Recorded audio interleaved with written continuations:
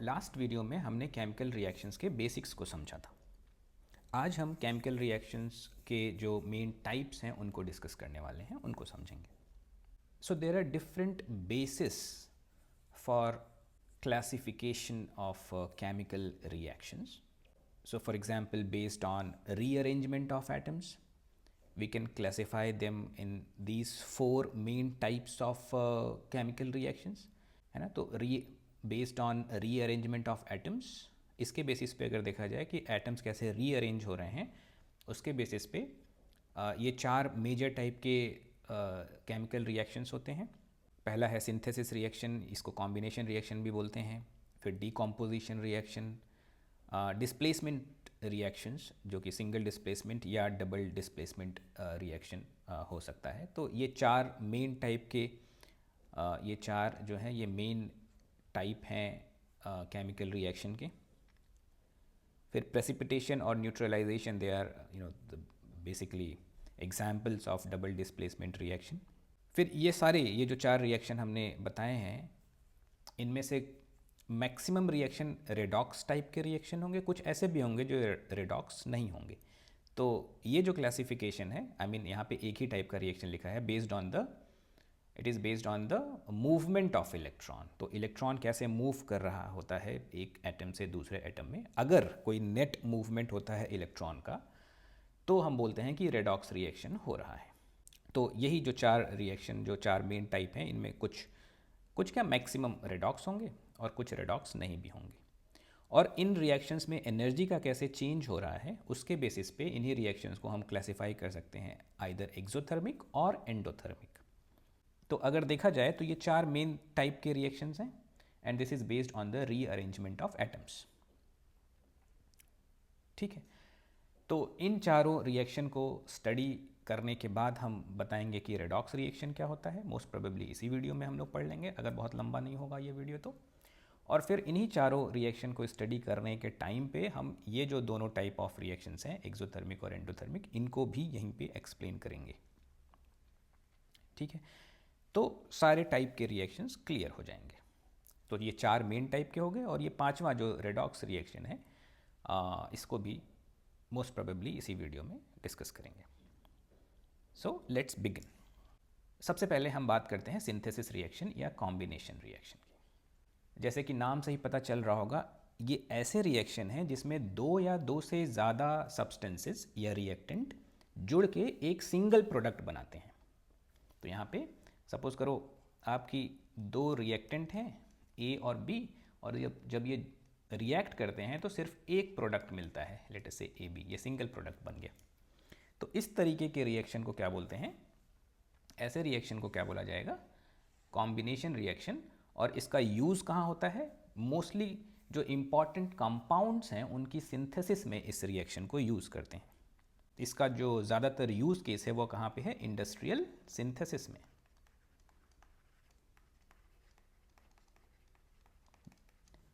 जैसे कि किसी सपोज करो आप किसी कंपाउंड, कोई इम्पॉर्टेंट कंपाउंड बनाना है या कोई इम्पॉर्टेंट मेडिसिन बनाना है, तो हम कोशिश यही करेंगे कि दो या दो से ज़्यादा रिएक्टेंट हो, बट जो प्रोडक्ट हो वो डायरेक्टली वो मेडिसिन बन जाए, वो कंपाउंड बन जाए, उसके साथ कोई और प्रोडक्ट ना क्रिएट हो। क्योंकि अगर कोई और प्रोडक्ट इसके साथ क्रिएट होगा तो अब उसको सेपरेट करने का एक अलग प्रोसेस हमें स्टार्ट करना पड़ेगा। So that will be time consuming as well as जो उतना एफिशिएंट प्रोसेस भी नहीं रह जाएगा। और अगर सिंगल प्रोडक्ट बनता है और यही प्रोडक्ट हमें चाहिए और उसके साथ कोई और प्रोडक्ट नहीं बन रहा, तो बहुत एफिशिएंट हो जाता है। जो बना that is already in the pure form, तो उसको प्योरिफिकेशन वाला जो प्रोसेस एक्स्ट्रा हमें करने की ज़रूरत नहीं पड़ती। तो मोस्टली हम लोग कोशिश करते हैं कि कॉम्बिनेशन रिएक्शन को ही यूज़ करें सिंथेसिस, इंडस्ट्रियल सिंथेसिस के लिए, किसी कंपाउंड की सिंथेसिस के लिए, किसी मेडिसिन की सिंथेसिस के लिए, या जब हम कोई फाइबर बनाते हैं, कोई मटेरियल बनाते हैं ना, तो मटेरियल्स की सिंथेसिस के लिए भी मटेरियल की सिंथेसिस के लिए भी हम लोग कोशिश करते हैं कि कॉम्बिनेशन रिएक्शन ही यूज़ हो। या पॉलीमर्स की जब सिंथेसिस कर रहे होते हैं तो कोशिश करते हैं कि कॉम्बिनेशन रिएक्शन ही यूज़ करें या सिंथेसिस रिएक्शन ही यूज़ करें, उसका जो दूसरा नाम है। ताकि उसको फिर बाद में प्यूरिफिकेशन वाला प्रोसेस, एक एक्स्ट्रा प्रोसेस हमें ना करना पड़े। तो ऐसे रिएक्शन को बोला जाएगा कॉम्बिनेशन रिएक्शन, जिसमें सिंगल प्रोडक्ट मिले दो या दो से ज़्यादा रिएक्टेंट के कंबाइन करने पे या रिएक्ट करने पे। अब जैसे बहुत सिंपल सा एक एग्जांपल लें, हालांकि रिएक्शंस आपको याद करने की ज़रूरत नहीं है। जब कार्बन का कंबशन होता है, या कार्बन जब बर्न करता है, या कोल बेसिकली जब कोल को बर्न करते हैं, कोल इज़ कार्बन ओनली, तो बर्न करने का मतलब कि ऑक्सीजन से जब रिएक्ट करता है तो कार्बन डाइऑक्साइड बनता है। तो ऐसे सपोज करते हैं कि लैब में या इंडस्ट्रियली हमें कार्बन डाइऑक्साइड की सिंथेसिस करनी है, तो हम कोई एक ऐसा रिएक्शन यूज़ करेंगे जिसमें कार्बन डाइऑक्साइड गैस के साथ कोई और गैस या कोई और प्रोडक्ट ना बने। अदरवाइज फिर उसको सेपरेट करना एक अलग टास्क हो जाएगा। तो ये जो रिएक्शन है जिसमें कार्बन डायरेक्टली ऑक्सीजन से जुड़ के कार्बन डाइऑक्साइड बना रहा है और सिर्फ एक ही प्रोडक्ट बना रहा है, इसको क्या बोला जाएगा? ये कॉम्बिनेशन रिएक्शन का एग्जाम्पल हो गया। ऐसे ही हाइड्रोजन ऑक्सीजन से जब जुड़ेगा तो वाटर बन जाएगा। ये भी एक एग्जाम्पल हो गया। ये जो रिएक्शन है ये एग्जाम्पल हो गया कॉम्बिनेशन रिएक्शन का या सिंथेसिस रिएक्शन का एक एग्जाम्पल है। हालांकि जो सिंथेसाइज कर रहे हैं they are very common products. अब इस तरीके के जो रिएक्शंस होते हैं, ज़्यादातर रिएक्शन में क्या होता है, प्रोडक्ट बनने के साथ साथ कुछ एनर्जी भी बाहर निकलती है in the form of heat, sometimes in the form of light, या किसी और फॉर्म में भी हो सकता है, जैसे साउंड के भी फॉर्म में हो सकता है। जनरली हीट के फॉर्म में ये एनर्जी बाहर निकलती है। ठीक है, ऐसे रिएक्शंस जिनमें एनर्जी बाहर निकलती है, उन रिएक्शंस को क्या बोला जाता है? उन रिएक्शंस का एक और नाम है, उनको बोला जाता है एक्सोथर्मिक रिएक्शन। ऐसे रिएक्शन को क्या बोलते हैं? Exothermic reaction. ठीक है, तो आइए समझते हैं एक्सोथर्मिक रिएक्शंस क्या होते हैं। एक्सोथर्मिक रिएक्शंस क्या होते हैं? So these are the reactions in which heat is released along with the formation of products. So reactions, let me write it down. Reactions in which heat is released along with the formation of products, product और products, इसको bracket में कर देते हैं। तो ऐसे reaction जहां पे हीट रिलीज हो रही है उसको बोलते हैं एक्सोथर्मिक रिएक्शन। सारे के सारे कॉम्बिनेशन रिएक्शन ज़रूरी नहीं है कि वो एक्सोथर्मिक भी हो, बट ऐसे रिएक्शंस जहां पे हीट एनर्जी रिलीज हो रही होगी वो हमेशा एक्सोथर्मिक ही कहलाएंगे। फॉर एग्जाम्पल, जो बर्निंग वाला प्रोसेस होता है, burning is exothermic process. Exothermic process, जब किसी चीज़ को हम जलाते हैं तो उसमें से हीट और लाइट, ये एनर्जी निकलती है along with the formation of products. ठीक है, जैसे कि अगर natural gas, burning of natural gas देख लेते हैं। Burning of natural gas, natural gas जो है दैट इज मीथेन, है ना। नेचुरल गैस क्या होता है? CH4, methane. दूसरा नाम इसका क्या यहाँ पे लिख दें? Natural gas is basically methane. तो जब इसका बर्निंग होगा तो मीथेन ऑक्सीजन से जुड़ेगा और क्या बनाएगा? जब कोई भी चीज़ जलेगी तो कार्बन डाइऑक्साइड, कोई भी हाइड्रोकार्बन जब जलता है, कार्बन और हाइड्रोजन के जो कंपाउंड्स होते हैं जब वो जलते हैं तो कार्बन डाइऑक्साइड रिलीज़ होता है, वाटर रिलीज़ होता है। वाटर भी स्टीम के फॉर्म में रिलीज़ होता है, इसलिए हमें वो दिखता नहीं है पानी, क्योंकि ये गैसियस फॉर्म में रिलीज़ हो रहा होता है। और इसके साथ साथ एनर्जी, इसके साथ साथ एनर्जी रिलीज़ होती है, और यही एनर्जी जो है जिसके कारण हम जिसके लिए नेचुरल गैसेस को यूज़ करते हैं, इसी एनर्जी के लिए इसको हम यूज़ कर रहे होते हैं एज अ फ्यूल। तो ये energy in the form of heat and mostly in the form of heat, और लाइट के फॉर्म में भी हो सकती है। ठीक है, ऐसे और भी प्रोसेसेस हैं जो कि एक्सोथर्मिक रिएक्शन की कैटेगरी में आएंगे, जैसे रेस्पिरेशन है ना, respiration is also exothermic. Respiration जब हम रेस्पायर करते हैं इज ऑल्सो एक्सोथर्मिक। रेस्पिरेशन भी एक्सोथर्मिक प्रोसेस है। रेस्पिरेशन में क्या हो रहा होता है, ग्लूकोज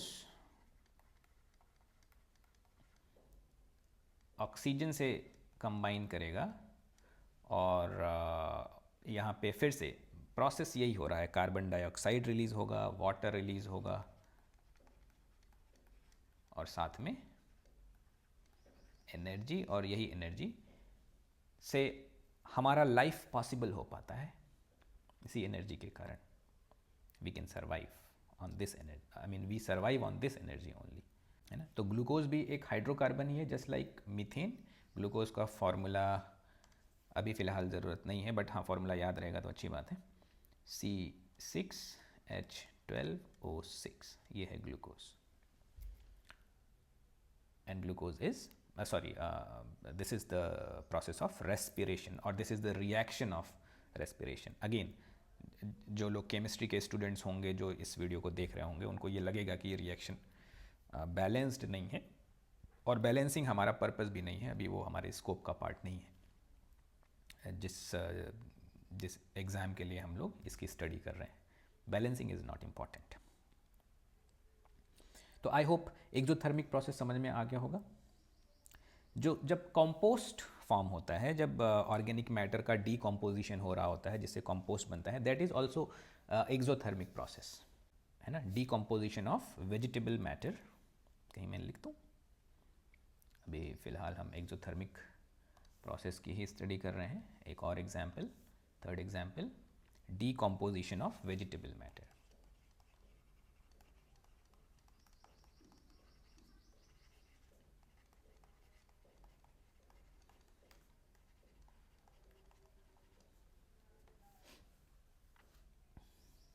है ना, या ऑर्गेनिक वेजिटेबल मैटर, या इसको हम ऑर्गेनिक मैटर भी बोल सकते हैं। वेजिटेबल मैटर बोलें या ऑर्गेनिक मैटर। जब इसका डीकम्पोजिशन होता है इनटू कंपोस्ट, जो कंपोस्टिंग कर रहे होते हैं, तो compost formation, this is also an exothermic process। तो इतना बात ध्यान में रखेंगे। एक्सोथर्मिक रिएक्शंस क्या होते हैं, ऐसे रिएक्शंस जिसमें हीट एनर्जी बाहर रिलीज हो रही होती है। तो आई होप कि एक्सोथर्मिक रिएक्शन क्या है, एक्सोथर्मिक प्रोसेस क्या है, ये समझ में आ गया होगा आपको। और सिंथेसिस रिएक्शन क्या है, मोस्ट प्रोबेबली वो भी समझ में आ गया होगा, that it is a process where 2 or more reactants combines to form a single product। अब इस बात का ध्यान रखेंगे कि सारे के सारे कॉम्बिनेशन रिएक्शंस एक्सोथर्मिक रिएक्शन नहीं होते हैं, है ना। हमने साथ में पढ़ लिया क्योंकि एक कॉम्बिनेशन रिएक्शन हमें मिला जो कि एक्सोथर्मिक प्रोसेस था। सारे के सारे कॉम्बिनेशन रिएक्शन ज़रूरी नहीं है कि एक्सोथर्मिक हो, ठीक है। तो एक्सोथर्मिक रिएक्शन इससे अलग है। ऐसे रिएक्शंस जिनमें, ऐसे सभी रिएक्शन जिनमें हीट एनर्जी या कोई भी फॉर्म में एनर्जी बाहर रिलीज हो रही होगी, उसको हम एक्सोथर्मिक रिएक्शन ही बोलेंगे। और इनफैक्ट यहाँ पे जो वर्ड यूज़ हो रहा है ना, thermic, so mostly it is related with heat energy. तो ऐसे सभी रिएक्शंस जहाँ पे हीट एनर्जी बाहर निकल रही होगी उसको एक्सोथर्मिक रिएक्शंस बोलेंगे, ठीक है। ऑलराइट, तो आगे बढ़ते हैं और अब हम लोग बात करते हैं अगला जो टाइप है which is called decomposition reaction, इसको स्टडी करते हैं।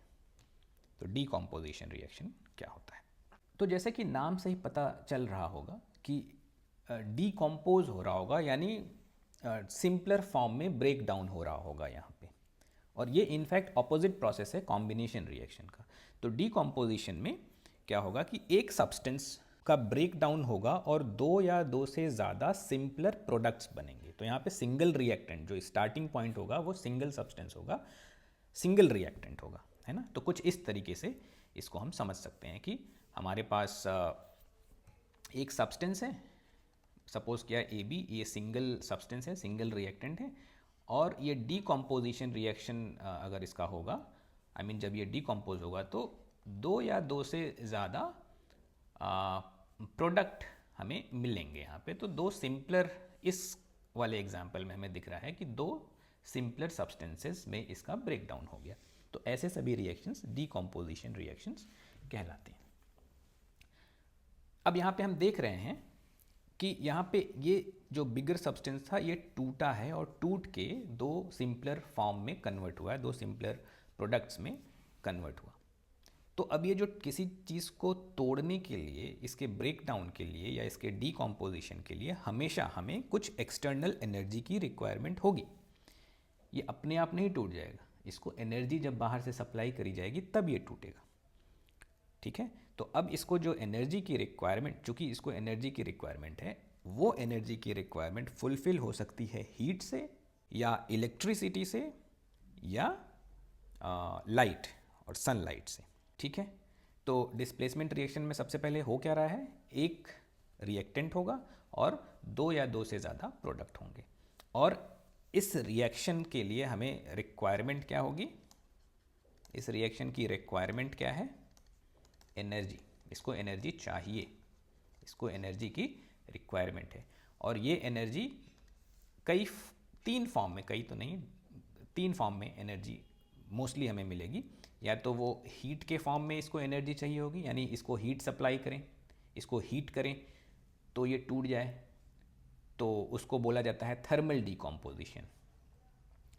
या उसको इलेक्ट्रिसिटी से तोड़ा जाए, इलेक्ट्रिसिटी चाहिए हो सकती है ना, तो इलेक्ट्रोलिटिक डीकम्पोजिशन या इलेक्ट्रोलिसिस भी बोलते हैं ऐसे प्रोसेस को। या लाइट हो या सनलाइट लिख देते हैं, नेचुरल सनलाइट, तो फोटोलिटिक डीकम्पोजिशन है ना। तो ये थर्मल डीकम्पोजिशन है ना, ये हीट से अगर ब्रेक डाउन हो रहा है तो उसको क्या बोलेंगे, थर्मल डीकम्पोजिशन। और इलेक्ट्रिसिटी से अगर हो रहा होगा तो क्या बोलेंगे, इलेक्ट्रिकल या इलेक्ट्रोलिटिक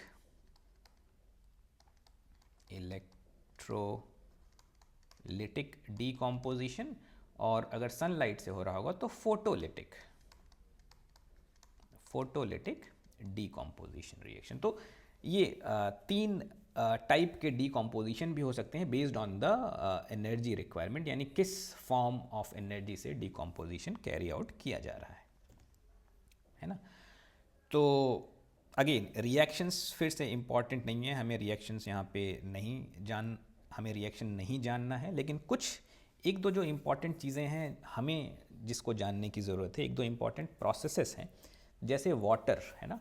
वाटर की इलेक्ट्रोलिसिस जब हम करते हैं, यानी वाटर में से अगर हम इलेक्ट्रिसिटी पास करें तो वाटर का ब्रेक डाउन हो जाता है और उससे क्या निकलता है, हाइड्रोजन और ऑक्सीजन गैस निकलती है। वाटर के जो मॉलिक्यूल्स होंगे वो ब्रेक डाउन हो जाएगा उनका, और उससे हाइड्रोजन और ऑक्सीजन गैस में वो कन्वर्ट हो जाएगा। ठीक है, तो इसको मैं रिएक्शन के फॉर्म में नहीं लिख रहा हूँ, इसको सिंपली क्योंकि हमें प्रोसेस समझना है। तो वाटर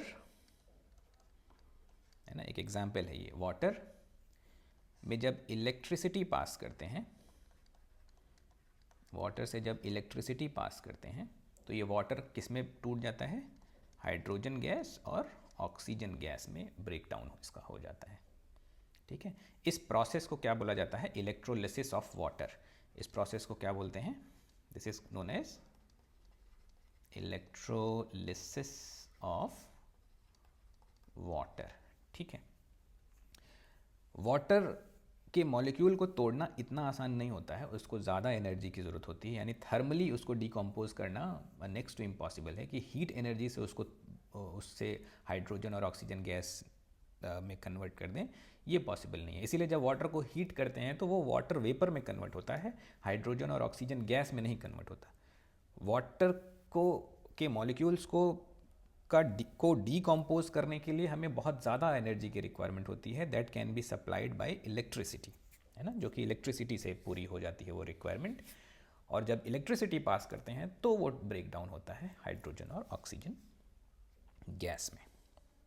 ठीक है, तो एक ये इम्पॉर्टेंट एग्जाम्पल है वाटर का इलेक्ट्रोलिसिस। एक और इम्पॉर्टेंट एग्जाम्पल है जो कि लाइट, सनलाइट के प्रेजेंस में होता है, and that is called photolytic decomposition of silver salt. जो सिल्वर का के कुछ सॉल्ट होते हैं, जैसे सिल्वर ब्रोमाइड है ना, सिल्वर ब्रोमाइड, फार्मूला होता है AgBr, इसका केमिकल फार्मूला। तो जब सनलाइट में इसको रखते हैं, या जब सनलाइट इस पे फॉल होता है, इन प्रेजेंस ऑफ सनलाइट, ये इसका ब्रेक डाउन हो जाता है और हमें क्या मिलता है, सिल्वर, यानी Ag इज़ द सिल्वर, है ना, ये सॉलिड फॉर्म में हमें मिल जाएगा। प्लस ब्रोमीन गैस होती है, ये बाहर निकल जाती है, गैसियस फॉर्म में ये बाहर निकल जाती है। ठीक है, तो हमें दो चीज़ें मिल गई, सिल्वर और ब्रोमीन और ब्रोमाइन गैस। ठीक है, और ये इस रिएक्शन को क्या बोलेंगे, this is because taking place in presence of sunlight, तो इसको बोलते हैं फोटोलिटिक डीकम्पोजिशन रिएक्शन। अब ये रिएक्शन इतना इंपॉर्टेंट क्यों है, क्योंकि जो पहले जो ब्लैक एंड वाइट फोटोग्राफी होती थी उसमें इनफैक्ट यही रिएक्शन यूज़ होता था। तो वहाँ पे वो जो रोल होता था जिसको हम नेगेटिव भी बोलते थे, जिस पे जब लाइट फॉल होता था, जैसे ही कैमरा का शटर ओपन होता था तो उस पर लाइट जाता था, और लाइट के फॉल होने से जहाँ जहाँ लाइट उस पर रीच करती थी वहाँ वहाँ ये रिएक्शन हो जाता था, और जिसके कारण वो एक नेगेटिव वहाँ पे एक इमेज बन जाती थी। ठीक है, उन रोल्स पे, और फिर उसको लैब में डेवलप करके एक्चुअल इमेज उससे बनाते थे, नेगेटिव से पॉजिटिव इमेज वहाँ पे बनाते थे। तो ये reaction black and white photography में यूज़ होता है, या पहले बहुत ज़्यादा यूज़ होता था, अब तो उतना ज़्यादा, अब तो डिजिटल कैमरा सब आ गया है हमारे पास, बट पहले जब डिजिटल कैमरा नहीं था तो यही चीज़ वहाँ पे यूज़ होती थी, यही रिएक्शन वहाँ पे यूज़ करते थे। तो इसको यूज़ करते थे ब्लैक एंड वाइट फोटोग्राफी, है ना। तो ये थोड़ी थोड़ी बातें हमें अगर ध्यान में रहें तो अच्छी बात होगी। ठीक है, तो दिस इज डीकम्पोजिशन रिएक्शन। यहाँ पे क्या होगा, एक सब्सटेंस सिंगल रिएक्टेंट होगा और ये ब्रेक होके या डीकम्पोज होके दो या दो से ज़्यादा प्रोडक्ट में कन्वर्ट हो रहा होगा। और अच्छा, इस चीज़ में हमने क्या देखा कि ऐसे रिएक्शंस को एनर्जी की रिक्वायरमेंट है बाहर से, इन रिएक्शन को एनर्जी चाहिए बाहर से टू प्रोसीड, है ना, अदरवाइज बिना एनर्जी के ये रिएक्शन नहीं होगा। यानी सिल्वर ब्रोमाइड को अगर सनलाइट में नहीं रखा जाए, वो लाइट एनर्जी ना मिले तो ये रिएक्शन नहीं होगा। ऐसे ही वाटर के में अगर इलेक्ट्रिसिटी ना पास करें तो ये रिएक्शन कैरी आउट नहीं होगा। तो ऐसे रिएक्शन जिनको एनर्जी की रिक्वायरमेंट होती है, उन रिएक्शंस को क्या बोलते हैं, ऐसे रिएक्शन को एंडोथर्मिक रिएक्शंस बोलते हैं। ठीक है, तो डीकम्पोजिशन रिएक्शन तो एंडोथर्मिक रिएक्शन है, लेकिन सिर्फ डीकम्पोजिशन रिएक्शन ही एंडोथर्मिक हो ज़रूरी नहीं है। ऐसे और भी रिएक्शंस हो सकते हैं जहाँ पे जिनको एनर्जी की ज़रूरत हो बट वो डीकम्पोजिशन की कैटेगरी में ना आते हों। ऐसे भी रिएक्शंस हो सकते हैं, है ना, जहाँ पे नेट एनर्जी एब्जॉर्ब हो रहा हो। ठीक है, तो चलिए समझ लेते हैं ये क्या है एंडोथर्मिक रिएक्शन, इसको भी यहीं पे डिस्कस कर लेते हैं। तो एंडोथर्मिक रिएक्शन अब हम डिस्कस करने जा रहे हैं। ठीक है, तो एंडोथर्मिक रिएक्शन किसको बोलेंगे, reactions in which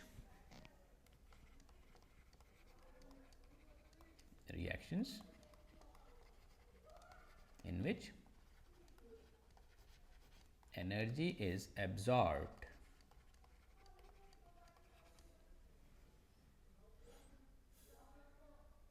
are known as endothermic reaction. Endothermic reactions.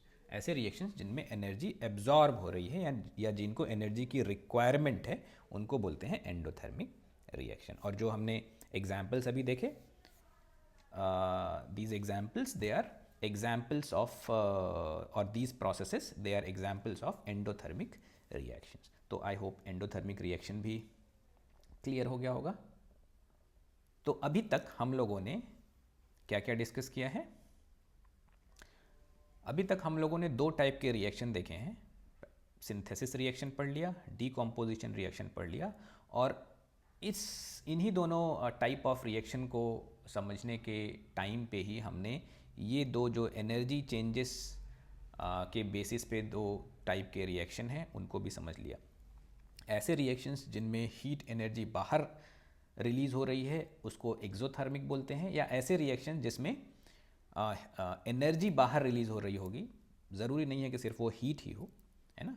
ऐसे रिएक्शन जिनमें एनर्जी बाहर रिलीज़ हो रही होगी उनको क्या बोलेंगे? एक्सोथर्मिक। और ऐसे रिएक्शंस जिसमें एनर्जी एब्जॉर्ब हो रही होगी, या ऐसे रिएक्शंस जिनमें एनर्जी ऐसे रिएक्शन जिनको एनर्जी की रिक्वायरमेंट है टू प्रोसीड, तो ऐसे रिएक्शंस को एंडोथर्मिक रिएक्शंस बोलते हैं। ठीक है, अब नेक्स्ट रिएक्शन देखते हैं which is single displacement reaction. So चलिए देखते हैं।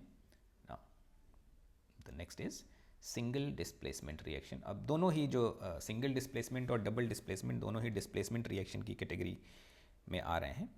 सिंगल डिस्प्लेसमेंट रिएक्शन में क्या होगा, सबसे पहले ये जान लेते हैं। तो सिंगल डिस्प्लेसमेंट रिएक्शन को कुछ इस तरीके से हम समझने की कोशिश करते हैं कि सपोज कर लेते हैं, अब यहाँ पे हमें एक केमिकल रिएक्शन को देखना पड़ेगा इसको समझने के लिए सिंपली। तो सपोज कर लेते हैं कि हमारे पास कोई एक एलिमेंटल सब्सटेंस है। मान लिया कि सपोज कि हमारे पास आयरन है, आयरन सॉलिड फॉर्म में आयरन होगा, और कोई एक कंपाउंड है, किसी मेटल का कंपाउंड है, लेट अस से कॉपर सल्फेट है, CuSO4, ये कॉपर सल्फेट है। ठीक है, तो एक एलिमेंटल सब्सटेंस है और एक सब्सटेंस है कंपाउंड के फॉर्म में। तो इस रिएक्शन में हम देखते हैं ये रिएक्शन तब प्रोसीड होता है जैसे अगर ये वाला जो एलिमेंटल सब्सटेंस है, ये कंपाउंड में जो मेटल है, अगर इससे ज़्यादा रिएक्टिव होता है, जैसे कि आयरन की रिएक्टिविटी अगर कॉपर से ज़्यादा है, तो ये क्या करता है, ये आयरन जो है वो कॉपर को डिस्प्लेस कर देता है उसकी पोजीशन से, है ना, कॉपर को बाहर निकाल देता है और खुद सल्फेट के साथ कंबाइन कर लेता है। तो यहाँ पे जो प्रोडक्ट बनता है, अब यहाँ पे जो प्रोडक्ट बनेगा उसमें इस जगह पे आयरन आ जाएगा, तो FeSO4 आयरन का सल्फेट बन गया और कॉपर जो है वो एलिमेंटल फॉर्म में बाहर निकल जाता है बेसिकली। अब इस रिएक्शन को अगर हम देखें, ध्यान से देखें, तो समझ में आएगा कि आयरन ने कॉपर को डिस्प्लेस कर दिया, है ना। तो इसीलिए इसको डिस्प्लेसमेंट रिएक्शन बोलते हैं। और चूंकि एक ही सब्सटेंस का डिस्प्लेसमेंट हुआ है इस कंपाउंड में, सिर्फ कॉपर ही डिस्प्लेस हुआ है आयरन से, तो इसलिए इसको बोलते हैं सिंगल डिस्प्लेसमेंट रिएक्शन।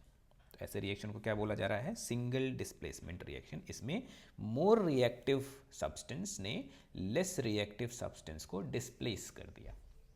ठीक है, ये रिएक्शन तभी फिजिबल होगा, तभी पॉसिबल होगा जब ये वाला जो एलिमेंटल सब्सटेंस है ये ज़्यादा रिएक्टिव हो, ये जो कंपाउंड में ये जो सब्सटेंस है कॉपर। अगर इसकी रिएक्टिविटी यहाँ वाले की रिएक्टिविटी से कम होगी तो ये रिएक्शन होगा ही नहीं, ये आगे प्रोसीड ही नहीं होगा। इन दोनों चीज़ों को मिक्स करेंगे और कुछ नहीं होगा, वो मिक्सचर ही बन जाएगा। ठीक है, कोई वहाँ पे रिएक्शन नहीं होगा। ठीक है, जैसे सपोज करें कि हम कॉपर ले लें और ये जो प्रोडक्ट है अगर इसी को रिएक्टेंट की तरह एज्यूम करें, यानी फेरस आयरन का सल्फेट ले लें और उसमें कॉपर को सॉलिड कॉपर को मिक्स करें अच्छे से, और हम ये सोचें कि कॉपर जो है आयरन को डिस्प्लेस कर दे। अब ये पॉसिबल नहीं होगा क्योंकि कॉपर की रिएक्टिविटी कम है, तो सिर्फ वो मिक्सचर बन के रह जाएगा वहाँ पे, और कुछ होगा नहीं, कोई रिएक्शन नहीं होगा। तो वहाँ पे डिस्प्लेसमेंट रिएक्शन देखने को नहीं मिलेगा। डिस्प्लेसमेंट रिएक्शन हम तभी देखते हैं जब ये वाला सब्सटेंस ज़्यादा रिएक्टिव हो कंपाउंड वाले सब्सटेंस से। तो कंपाउंड में से लेस रिएक्टिव वाला डिस्प्लेस हो जाता है मोर रिएक्टिव वाले से। ठीक है, तो मेरे ख्याल से सिंगल डिस्प्लेसमेंट रिएक्शन समझ में आ गया होगा। इस तरीके के और भी बहुत ढेर सारे एग्जाम्पल्स हम सिंगल डिस्प्लेसमेंट के यहाँ पे लिख सकते हैं, बट अगेन एग्जाम्पल्स उतने इंपॉर्टेंट नहीं है, रिएक्शंस हमारे लिए उतने इंपॉर्टेंट नहीं है, तो कुछ इस तरीके से इसको समझने की कोशिश करते हैं। इन जनरल अगर एक मोर रिएक्टिव सब्सटेंस है हमारे पास और लेट अस से प्लस कोई एक कंपाउंड है जिसमें से ये C जो है वो लेस रिएक्टिव है देन A, तो यहाँ पे होगा क्या, A जो है वो C को डिस्प्लेस कर देगा, ठीक है, A जो है वो C को डिस्प्लेस कर देगा और क्या बन जाएगा AD, कुछ इस तरीके से AD जो नया प्रोडक्ट बन रहा है, नया कंपाउंड बन रहा है AD, और प्लस C चूँकि डिस्प्लेस हो गया तो C will be another product, तो यहाँ पे दो प्रोडक्ट बना AD और ये एक दूसरा प्रोडक्ट बना C, ठीक है। तो इस तरीके के रिएक्शंस को हम लोग क्या बोलते हैं, सिंगल डिस्प्लेसमेंट रिएक्शन, क्योंकि एक सिंगल सब्सटेंस का डिस्प्लेसमेंट यहाँ पे हो रहा है, C को डिस्प्लेस करके A उसके जगह पे आ गया, ठीक है। तो आई होप कि ये बात समझ में आ गई होगी। अब समझने की कोशिश करेंगे कि डबल डिस्प्लेसमेंट रिएक्शन क्या होता है। तो अब देखते हैं डबल डिस्प्लेसमेंट रिएक्शन ये क्या होते हैं। इस रिएक्शन का एक और नाम है, इसको और दूसरे नाम से जाना जाता है, this is also known as ion exchange reaction, ion exchange reaction, तो ये दूसरा नाम है सेम डबल डिस्प्लेसमेंट रिएक्शन का। तो इसमें बेसिकली क्या होता है, ये सिंगल डिस्प्लेसमेंट जैसा ही होगा कुछ कुछ। अब यहाँ पे सिर्फ एक आयन यानी सिर्फ एक सब्सटेंस डिस्प्लेस ना होके यहाँ पे इंटरचेंज हो जाता है, जैसे नाम से ही दिख रहा होगा, एक्सचेंज हो रहा होगा यहाँ पे आयंस का। तो अगेन एक एग्जांपल से इसको समझने की कोशिश करते हैं। केमिकल एग्जैक्ट केमिकल रिएक्शन ना लिख के हम सिंपली लेट अस से हमारे पास AB एक कंपाउंड है, एक आयनिक कंपाउंड है, और एक और आयनिक कंपाउंड है लेट अस से CD, है ना।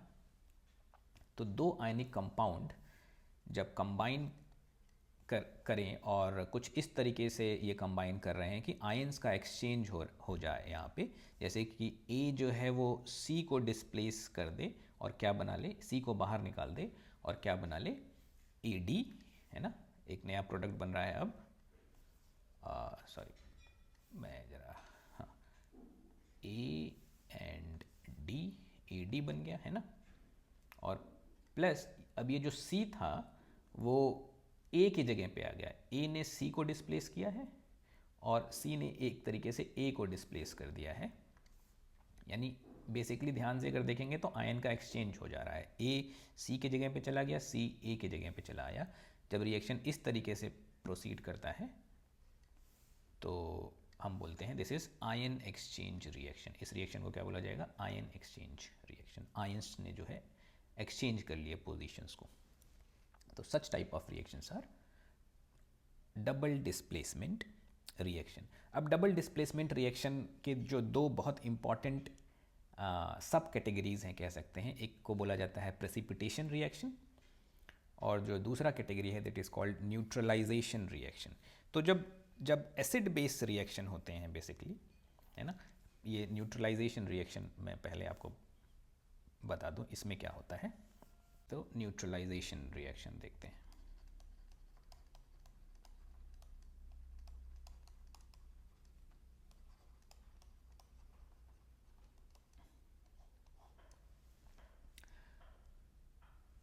यहाँ पे Z के जगह पे S कर लेते हैं, है ना। Z जो है वो US इंग्लिश में आता है, उसके स्पेलिंग में US वाले इंग्लिश के स्पेलिंग में आएगा।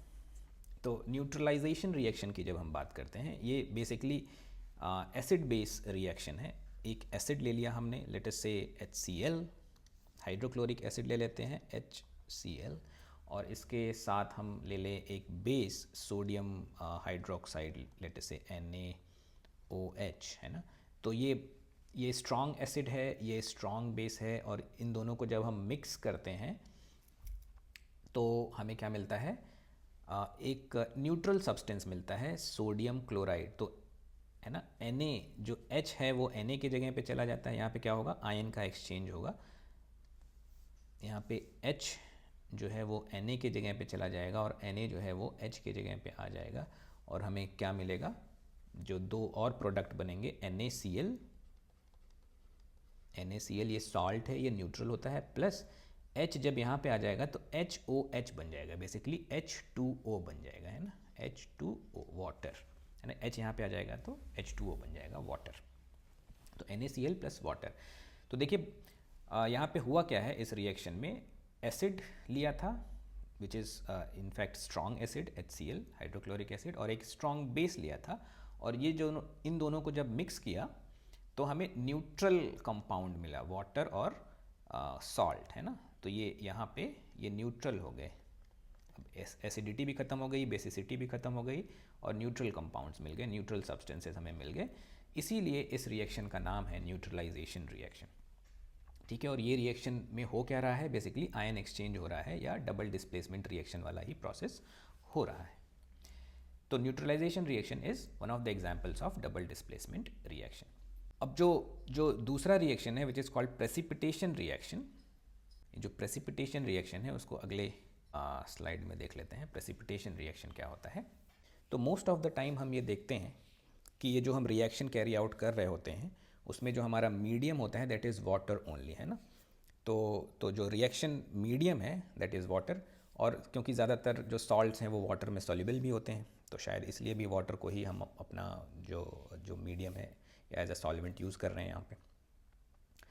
तो अगर कोई ऐसा प्रोडक्ट बन जाए जो कि वाटर में इनसॉल्युबल हो तो क्या होगा उसका, वो तो हम बोलते हैं कि दैट प्रोडक्ट जो है, जो नया प्रोडक्ट बना है जो इनसॉल्युबल है वाटर में, वो प्रेसिपिटेट हो गया, वो प्रेसिपिटेट आउट हो गया, और वो प्रोडक्ट फाइनली क्या होगा, बॉटम में जाके सेटल डाउन हो जाएगा, है ना।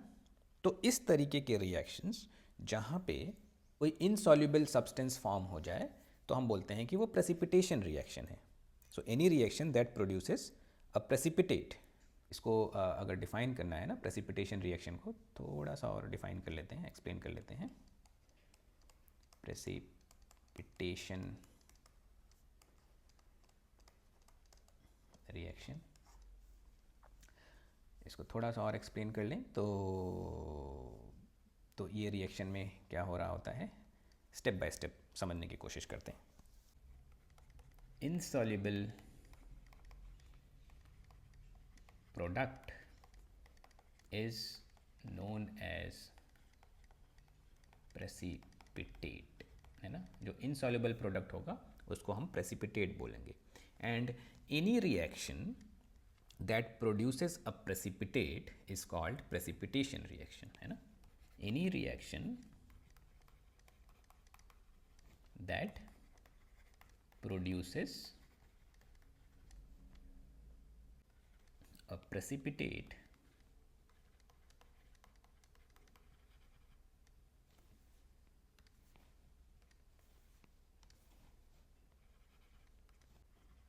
can be called as precipitation reaction।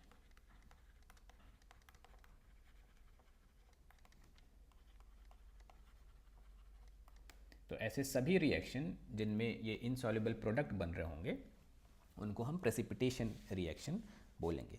Again अब यहाँ पे कोई मैं रिएक्शन यूज़ नहीं करने जा रहा हूँ, कोई एग्जैक्ट केमिकल रिएक्शन हम यहाँ पे नहीं यूज़ कर रहे हैं, क्योंकि हमें सिर्फ आइडिया को समझना है।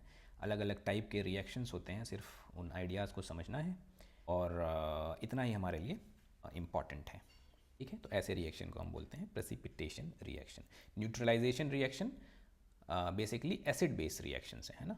Neutralisation reactions are acid base reactions, जहाँ पे एक एसिड एक बेस से जब कंबाइन करता है तो जो प्रोडक्ट होगा वो न्यूट्रलाइज हो जाएगा, वो न्यूट्रल हो जाएगा, एसिडिक और बेसिक प्रॉपर्टी ख़त्म होके न्यूट्रल प्रोडक्ट्स बनते हैं, सॉल्ट बनता है और वाटर बनता है।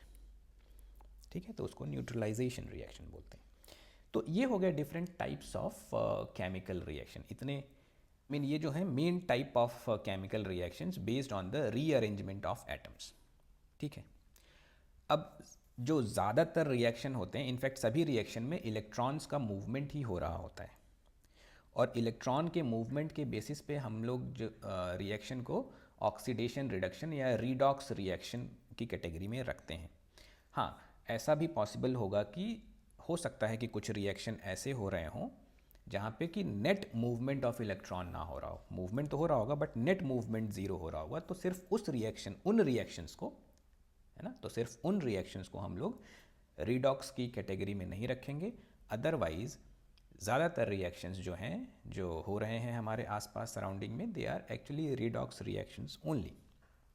ठीक है, तो अभी तक हमने जो कैटेगरीज देखे हैं केमिकल रिएक्शन के, that was based on the rearrangement of atoms, और हमने एनर्जी चेंजेस के बेसिस पे भी जो क्लासिफिकेशन है एक्सोथर्मिक और एंडोथर्मिक, इसको भी समझ लिया उसी टाइम में ही। और मैंने ये भी बताया था कि जो ज़्यादातर रिएक्शंस, ये जो 4 टाइप्स के रिएक्शंस हैं, ये इनमें से ज़्यादातर रिएक्शन रेडॉक्स रिएक्शन ही होंगे। तो अब ये रेडॉक्स रिएक्शन क्या होते हैं, है ना, इसको समझते हैं। रेडॉक्स रिएक्शन क्या है, रीडॉक्स इनफैक्ट, है ना, रीडॉक्स रिएक्शंस। अब हम इनको समझते हैं। पहली बात तो ये हमें जानना है कि it is short name for oxidation reduction reaction. Oxidation reduction reaction, है ना। तो ये एक ऐसे टाइप है रिएक्शन का जिसमें ऑक्सीडेशन और रिडक्शन हो रहा होगा सब्सटेंसेस का, और इसी को शॉर्ट में बोला जाता है रिडॉक्स रिएक्शन। अभी एग्जैक्टली क्या होता है ऑक्सीडेशन और रिडक्शन रिएक्शन, इसको समझेंगे। तो 2 तरीके से ऑक्सीडेशन और रिडक्शन प्रोसेस को एक्सप्लेन किया जाता है। एक एक्सप्लेनेशन है which is based on the loss of oxygen और हाइड्रोजन, लॉस और gain of oxygen and hydrogen. उसके बेसिस पे ऑक्सीडेशन और रिडक्शन को डिस्क्राइब किया जाता है। और एक जो प्रॉपर, जो ज़्यादा अप्रोप्रिएट मेथड है या टेक्निक है, that is movement of electron, है ना। तो ऐसे रिएक्शन जहाँ पे इलेक्ट्रॉन का गेन या लॉस हो रहा हो, उसके बेसिस पे ऑक्सीडेशन और रिडक्शन को हम लोग एक्सप्लेन करते हैं। तो दोनों ही तरीके मैं बता देता हूँ। तो और ये जो दोनों रिएक्शन हैं ये हमेशा साइमल्टेनियसली होते हैं, साथ साथ में होते हैं। ये इम्पॉर्टेंट है कि oxidation and reduction they takes place simultaneously. ये नोट करने वाला बात होगा। ऑक्सीडेशन एंड रिडक्शन, है ना, ऑलवेज टेक्स प्लेस साइमल्टेनियसली, है ना, ऑलवेज। ऐसा कभी नहीं होगा कि सिर्फ ऑक्सीडेशन हो गया और रिडक्शन नहीं हुआ, ऐसा तो पॉसिबल ही नहीं है। अगर ऑक्सीडेशन हो रहा होगा तो रिडक्शन भी हो रहा होगा। इसीलिए हमेशा जो रिडॉक्स रिएक्शन होगा, सिर्फ ऑक्सीडेशन रिएक्शन नहीं होगा कभी भी, या सिर्फ रिडक्शन रिएक्शन नहीं होगा, ये हमेशा साथ साथ में ही होंगे जब भी ये होंगे। ठीक है, तो जो दोनों मेथड है या जो दोनों टेक्निक है एक्सप्लेनेशन की, ऑक्सीडेशन और रिडक्शन, उन दोनों को ही मैं बता दे रहा हूँ। एग्जाम्पल्स है ना, यहाँ पे केमिकल रिएक्शंस नहीं पढ़ेंगे, ऑब्वियसली उनको नहीं पढ़ना है, हमें सिर्फ जानना है कि क्या होता है ऑक्सीडेशन और रिडक्शन प्रोसेस। ठीक है, तो अभी भी हम लोग रेडॉक्स रिएक्शन की ही बात कर रहे हैं। तो जो पहले हम देखते हैं कि जो इलेक्ट्रॉन का मूवमेंट है ना, उसके बेसिस पे इसको डिफाइन करते हैं। तो कोई अगर एक कंपाउंड ए है, या कोई एक सब्सटेंस ए है और दूसरा सब्सटेंस बी है ना, और सब्सटेंस ए से एक इलेक्ट्रॉन मूव करके कहाँ पे जा रहा है, बी पे जा रहा है।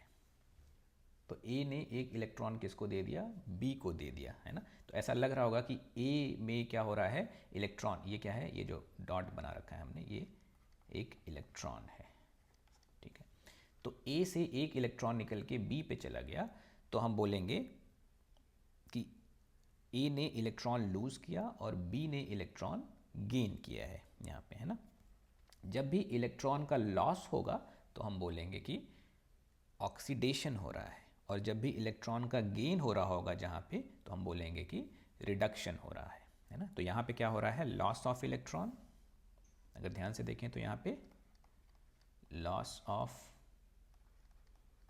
इलेक्ट्रॉन है ना, और बी के पास क्या हो रहा है, गेन ऑफ इलेक्ट्रॉन। ठीक है, तो लॉस ऑफ इलेक्ट्रॉन इज, अगर कोई सब्सटेंस इलेक्ट्रॉन लूज कर रहा होगा तो उसका क्या हो रहा होगा, ऑक्सीडेशन। तो यहाँ पे क्या हो रहा है, ऑक्सीडेशन। और अगर कोई सब्सटेंस इलेक्ट्रॉन को गेन कर रहा होगा तो वहाँ पे क्या हो रहा होगा, उसका रिडक्शन।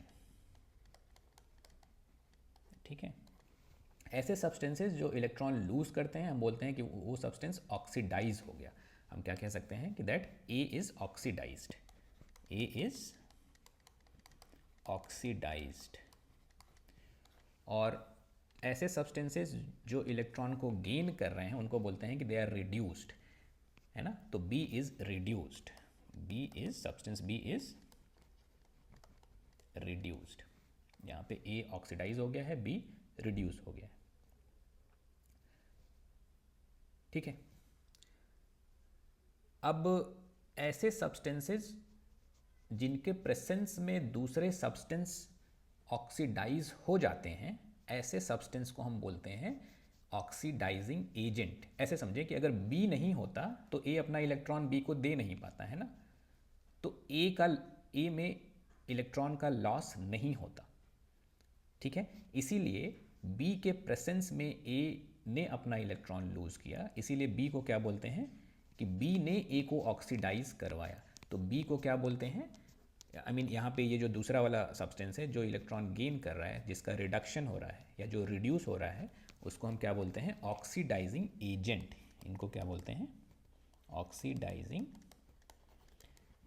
ये एजेंट है ऑक्सीडेशन के, है ना। तो ये दूसरों का ऑक्सीडेशन करवा रहे हैं।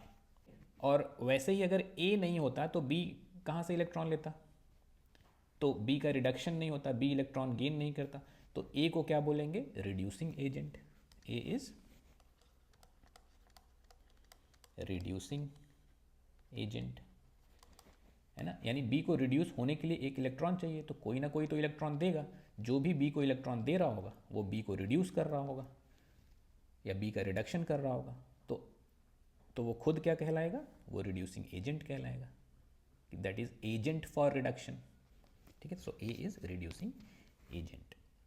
तो ये तो इलेक्ट्रॉनिक कॉन्सेप्ट हो गया, इलेक्ट्रॉन के मूवमेंट के बेसिस पे हमने रेडॉक्स रिएक्शन को एक्सप्लेन किया। और आई होप कि ये समझ में आ गया होगा आप लोगों के।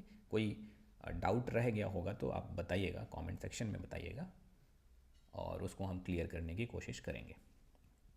ठीक है, एक और कॉन्सेप्ट है जो इनफैक्ट इस कॉन्सेप्ट से पहले स्टूडेंट्स को पढ़ाया जाता है, that is on the basis of gain और loss of oxygen and hydrogen. तो हाइड्रोजन और ऑक्सीजन के बेसिस पे भी रेडॉक्स रिएक्शन को एक्सप्लेन किया जाता है। तो that explanation is not very accurate, है ना। हर जगह वो वाला एक्सप्लेनेशन हम यूज़ नहीं कर पाते। अगर ऐसा कोई रिएक्शन है जहाँ पे ऑक्सीजन और हाइड्रोजन इन्वॉल्व नहीं है तो ऐसे रिएक्शन को एक्सप्लेन कर पाना बहुत मुश्किल होगा कि वहाँ पे कोई रिडक्शन या ऑक्सीडेशन हो रहा है कि नहीं। बट इलेक्ट्रॉन के बेसिस पे बहुत आसानी से किसी भी रिएक्शन को हम लोग रेडॉक्स रिएक्शन है या नहीं है, या किसका ऑक्सीडेशन हो रहा है और किसका रिडक्शन हो रहा है, वो एक्सप्लेन कर पाते हैं। बट फिर भी वो जो प्रोसेस है, वो जो टेक्निक है, या वो जो वे ऑफ एक्सप्लेनेशन है, वो भी हम बता देते हैं।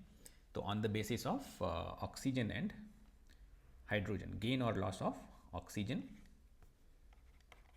on the basis of oxygen and hydrogen, इसके बेसिस पे ऑक्सीडेशन को पहले एक्सप्लेन करते हैं। Oxidation reaction,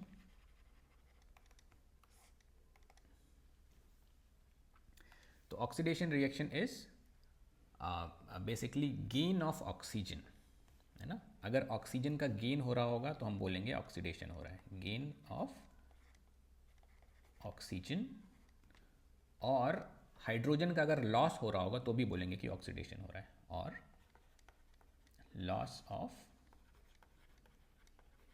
hydrogen, gain of oxygen और लॉस ऑफ हाइड्रोजन, है ना। अगर ऑक्सीजन का गेन हो रहा होगा तो बोलेंगे सब्सटेंस का ऑक्सीडेशन हुआ। अगर किसी सब्सटेंस से हाइड्रोजन का लॉस हो रहा होगा तो उस सब्सटेंस को भी हम बोलेंगे कि वहाँ पे उस सब्सटेंस का क्या हुआ, ऑक्सीडेशन हुआ। ऐसे ही अगर रिडक्शन, इसी का जस्ट ऑपोजिट हो जाएगा रिडक्शन। अब रिडक्शन रिएक्शन, यानी अगर गेन ऑफ ऑक्सीजन हो रहा है तो कोई ना कोई तो ऑक्सीजन दे रहा होगा ना। तो बेसिकली जो ऑक्सीजन दे रहा होगा वहाँ पे लॉस ऑफ ऑक्सीजन हो रहा होगा, तो loss of oxygen is reduction, loss of oxygen. और gain of hydrogen, gain of hydrogen. तो लॉस ऑफ ऑक्सीजन और गेन ऑफ हाइड्रोजन, ये रिडक्शन कहलाता है, ठीक है। बट ऑब्वियसली हर रिएक्शन में ज़रूरी नहीं है कि ऑक्सीजन और हाइड्रोजन इन्वॉल्व हों, इसीलिए ये वाला जो एक्सप्लेनेशन है वो हर एक रिएक्शन टाइप के लिए सूटेबल नहीं है। ये जो हमने इलेक्ट्रॉनिक कॉन्सेप्ट बताया ये हर एक रिएक्शन के लिए सूटेबल होता है। इस बात को ध्यान में रखने के लिए कुछ नेमोनिक है जिसको आप लोग ध्यान में रख सकते हो। जैसे एक नेमोनिक है ऑयल रिग। ऑयल रिग जो बड़े बड़े वो जो ड्रिलिंग मशीन्स होते हैं जो कि ड्रिल करते हैं और ऑयल ज़मीन के अंदर से ऑयल निकालने के लिए यूज़ होते हैं, उनको ऑयल रिग बोलते हैं। तो इस नेमोनिक से ध्यान में रख सकते हैं कि ऑक्सीडेशन और रिडक्शन क्या है। सो ऑक्सीडेशन इज लॉस ऑफ, है ना, oxidation is loss of electron, reduction is gain of electron. तो इस तरीके से आप ध्यान में रख सकते हैं ऑयल रिग।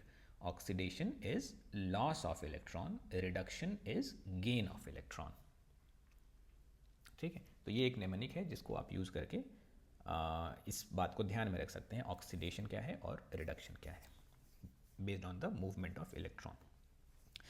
अभी भी हम लोग रेडॉक्स रिएक्शन ही पढ़ रहे हैं।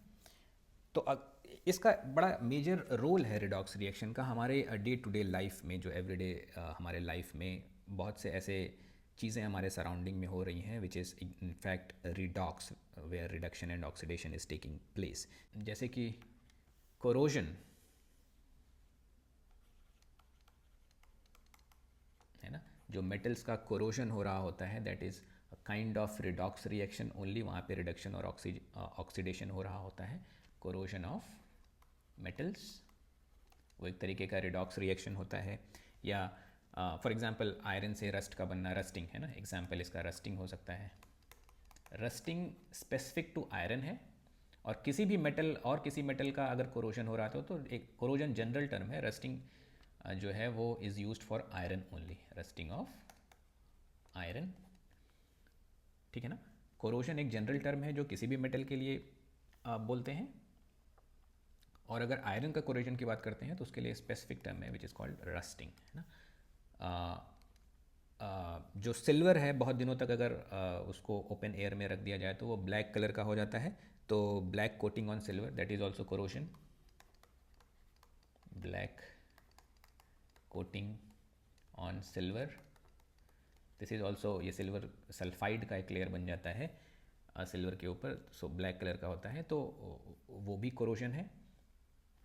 और रस्टिंग बड़ा इम्पॉर्टेंट है क्योंकि बहुत से हमारे जो स्ट्रक्चर्स बने हुए हैं, बिल्डिंग्स हैं, ब्रिजेस हैं, वो आयरन के ही होते हैं। और हर साल enormous amount of money is spent to replace damaged iron from buildings और ब्रिजेस, रेलवेज। तो कोरोजन एक सीरियस प्रॉब्लम है and this is kind of redox, it is one of the examples of redox reaction. Silver की जो black coating हो जाती है that is also corrosion. या जो ब्लू ग्रीन कलर का एक लेयर बन जाता है कॉपर के ऊपर, है ना, ग्रीन, मोस्टली ग्रीन होता है, ग्रीन लेयर ऑन जो कॉपर के यूटेंसिल्स होते हैं ना, तो कॉपर के ऊपर जो ग्रीन लेयर बन जाता है दैट इज़ ऑल्सो कोरोजन। वो बेसिक कॉपर कार्बोनेट का एक लेयर बन जाता है कॉपर के ऊपर या कॉपर मेटल के ऊपर। और एक और इम्पॉर्टेंट रेडॉक्स रिएक्शन है जो हमारे आसपास हो रहा होता है डे टू डे लाइफ में, that is called rancidity. Rancidity is basically oxidation जो ऑफ फैट और ऑयल है ना। तो जो फैट या ऑयल है वो ऑक्सीडाइज हो जाते हैं, तो उनका जो जो जो टेस्ट है और उनका स्मेल है वो चेंज हो जाता है। तो अगर फैट कंटेनिंग और ऑयल कंटेनिंग फूड को बहुत देर तक ओपन में रख दिया जाए तो वो ऑक्सीडाइज हो जाते हैं, या वहाँ पे रिडॉक्स रिएक्शन हो जाता है। सिर्फ ऑक्सीडाइज तो नहीं होंगे, ऑयल ऑक्सीडाइज हो रहा होगा तो कुछ रिड्यूस भी हो रहा होगा वहाँ पे, और उनका जो जो जो जो ऑयली जो फूड होगा उसका स्मेल और टेस्ट दोनों ही चेंज हो जाएंगे। इनफैक्ट वो ख़राब हो जाते हैं, उनको उस चीज़ को बोलते हैं that they have become rancid, है ना। सो fats, so basic what are rancids? This is oxidized form of fats and oils. This is oxidized fats or oils are rancid। यही इन्हीं को rancid कहते हैं, वो rancid हो जाते हैं। और इससे होगा क्या कि जो जो ऑयली फूड होगा, so the smell and taste of जो ऑयली फूड हैं दैट चेंजेस।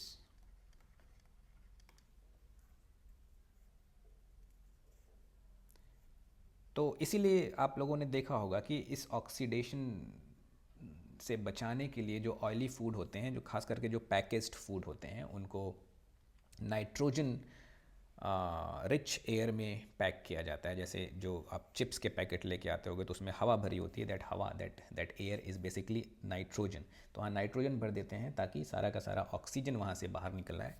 ऑक्सीजन नहीं होगा तो ऑक्सीडेशन नहीं होगा वहाँ पे ऑयल का।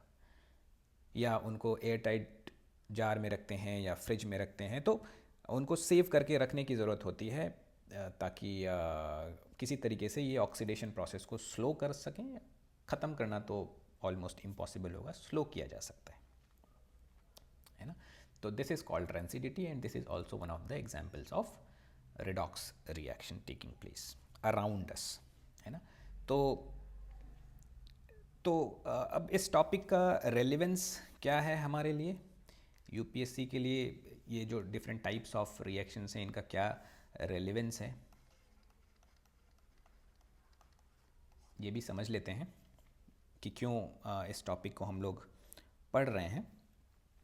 देर are different types of reactions taking place around us, है ना। फॉर एग्जांपल जब हम बैटरी को पढ़ेंगे, है ना, जब क्योंकि कुछ कुछ ऐसे टॉपिक्स हैं जो हमारे लिए इम्पॉर्टेंट हैं। फॉर एग्जांपल बैटरीज,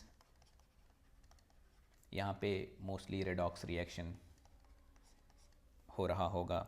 फ्यूल्स की, है ना, जो फ्यूल्स होते हैं वहाँ उनका ऑक्सीडेशन हो रहा होता है, या जब कंबशन की बात करते हैं तो वहाँ पे भी ऑक्सीडेशन उनका होगा। और जब हम ओवरऑल अपने एनवायरनमेंट की बात करते हैं तो यहाँ पे भी ढेर सारे there are different types of reactions taking place. Specifically जो है वो डीकम्पोजिशन रिएक्शन हो रहा होता है ना। डीकम्पोजिशन रिएक्शन हो रहा होता है which is naturally carried out by fungus and bacteria and different other microbes। यहाँ पे न्यूट्रलाइजेशन रिएक्शन हो रहे होते हैं। तो एनवायरनमेंट में भी कुछ स्पेसिफिक रिएक्शंस हैं जो हर समय हो रहे हैं। तो ये सारी चीज़ें हमें अच्छे से समझ में आए, इसलिए डिफरेंट टाइप्स ऑफ रिएक्शंस को अगर समझ लेंगे तो बहुत सी और जो इम्पॉर्टेंट जो टॉपिक्स हैं आगे हमें पढ़ना है उसको समझना काफ़ी आसान हो जाता है। चीज़ें अच्छे से समझ में आती हैं। That's why this topic was important. ठीक है। सो एक ही वीडियो में ऑलमोस्ट हमने सभी कुछ कवर कर लिया, थोड़ा सा लेंदी वीडियो ज़रूर हो गया, but we have covered a lot in this video. हमने डिफरेंट टाइप्स ऑफ रिएक्शन, जो 4 मेजर टाइप ऑफ रिएक्शन है वो पढ़ा, फिर रेडॉक्स रिएक्शन क्या होता है वो पढ़ा, साथ में ही हमने एक्सोथर्मिक और एंडोथर्मिक जो प्रोसेसेस हैं उसको भी समझ लिया, और इसका रेलेवेंस क्या है हमारे लिए ये भी जान लिया, क्योंकि बैटरीज़ के बारे में स्टडी करनी है, फ्यूल्स के बारे में स्टडी करनी है, एनवायरनमेंट भी आगे आपको पढ़ना है, वहाँ पे भी कुछ प्रोसेसेस होंगे। तो आपको जब उन प्रोसेसेस को पढ़ोगे तो समझ में आ जाएगा कि वो एक टाइप का रिएक्शन है जो आप ऑलरेडी पढ़ चुके हो, डिकम्पोजिशन रिएक्शन या मे बी न्यूट्रलाइजेशन रिएक्शन वाला कोई वहाँ पे एग्जांपल आपको मिल जाए तो चीज़ें समझना आसान हो जाएगा उस टाइम पे, ठीक है, या चीज़ों को कोरिलेट कर पाएंगे हम फिर further. So now we are done with this topic of chemical reactions. In the next video we are going to start a new topic which is electrochemistry.